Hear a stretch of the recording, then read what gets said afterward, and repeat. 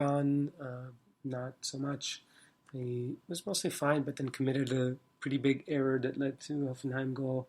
And then just a tidbit is Sami Khedira flew in from Turin to watch his brother Rani, but unfortunately Rani was warming the bench for the most part. But nevertheless, probably the most entertaining match of week one.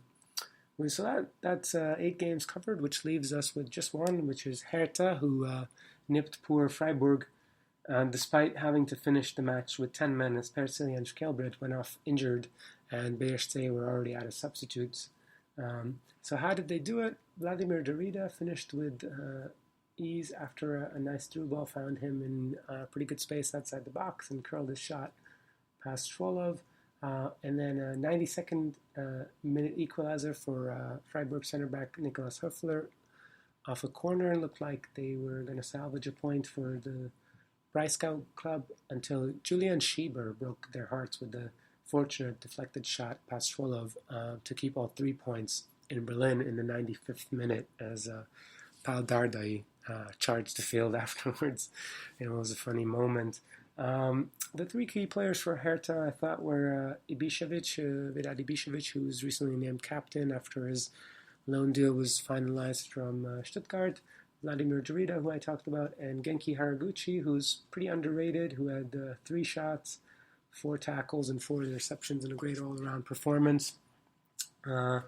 Looking really creative and lively for BSC. Defense was very solid with Marvin Plattenhardt making 5 tackles, and John Anthony Brooks, making up for Sebastian Leinkamp's occasional mistakes. And Mitchell Weiser was also pretty good in the midfield, and Peter Pekarik had a nice block on Vincenzo Grifo. So overall, a nice game for Hertha, who were without Salomon Kalou, who had a terrible summer so far with Ivorian. He lost his father recently, and he had to travel home to the Ivory Coast for a couple of weeks. But so best wishes to him.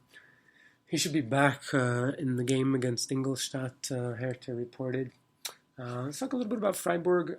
Christian Streich, the manager, started with a 3-1-4-2, with Nils Peterson being left out of the starting lineup in favor of Stuttgart loanee Florian Niederlechner, who didn't look so good, and Max Philipp, who actually impressed me with his 3 shots. And then eventually Peterson came on on 65 minutes and won 4 aerials, as he often does.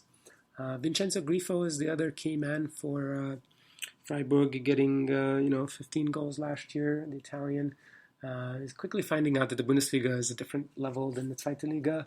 He had one really good chance. Was I think sort of the only one of the few chances that Freiburg had in the matches. They only had, I believe, just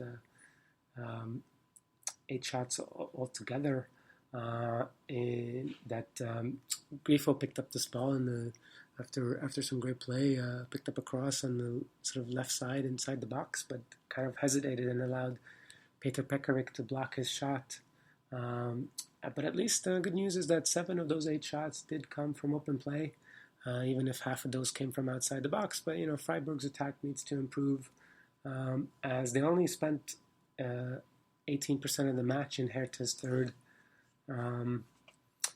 So hopefully they'll get a little bit better there. They can settle down. Defensively, they were pretty solid. Manuel Gulde was the man that I would like to give some kudos to with the monster game with 6 tackles, 8 clearances, and 3 interceptions.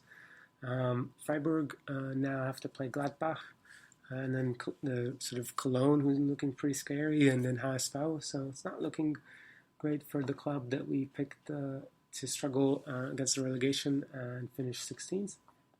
So that's pretty much it for week 1 roundup. You can follow us on several places on SoundCloud under the username BundesPL.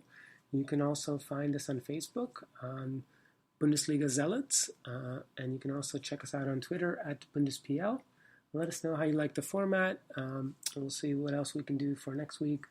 Until then, thanks for listening. Take care. Enjoy the Bundesliga.